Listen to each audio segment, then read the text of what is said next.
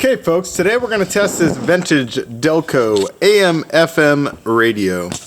This radio fits 67 to 72 Chevrolet trucks, Blazers, Suburbans, as well as GMC trucks, Jimmys, and I forget what GMC called Suburbans, but carryalls or something of that nature.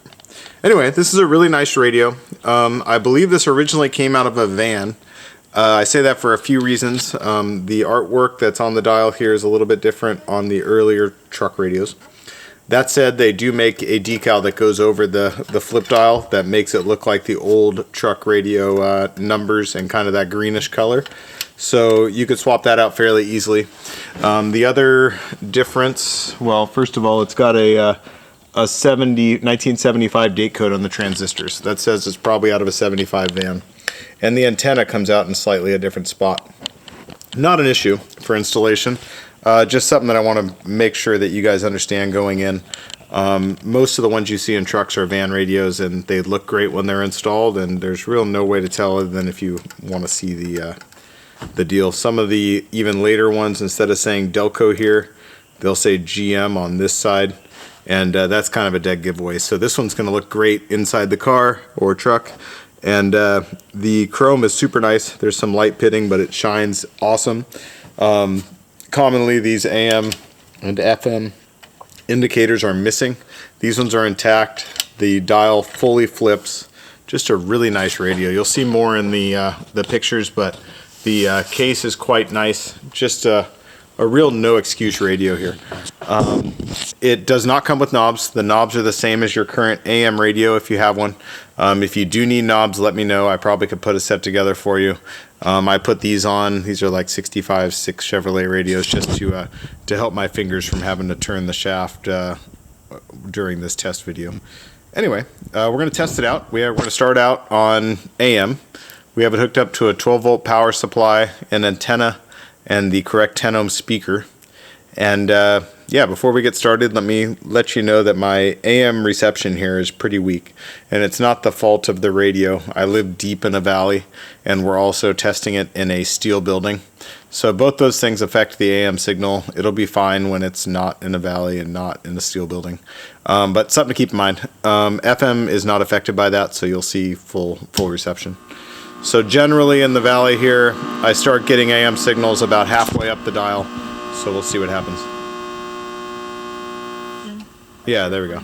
Religion or color, because you're good. Now, President Biden. Right, I can, because why should you show up if I don't show up? Dark, color, sexual orientation, and so forth. Anyway, nice AM reception. We'll switch over to FM here, and FM is probably what most guys want to see.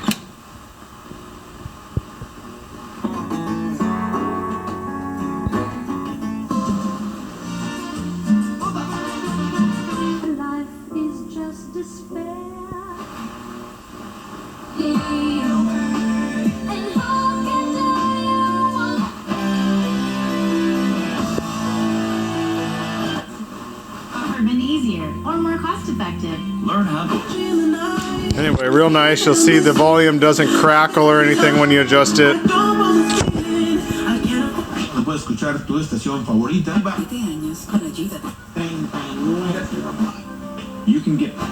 Anyway, you can see like every little tiny bit I get a new station.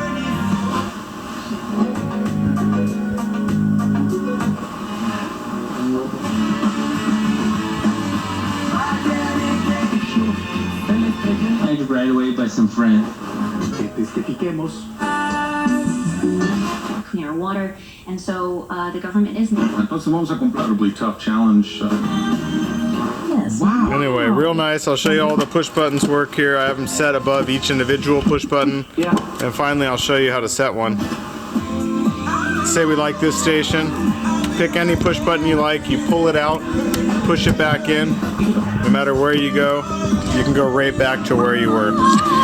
Anyway, if you've been looking for a factory AM/FM radio for your 67 to 72 Chevy truck, Blazer or Suburban, look no further, guys. This is a real nice one. These rarely come up for sale anymore, even in poor condition. Finding one that's really nice, original, and working is quite a treat. So don't miss it.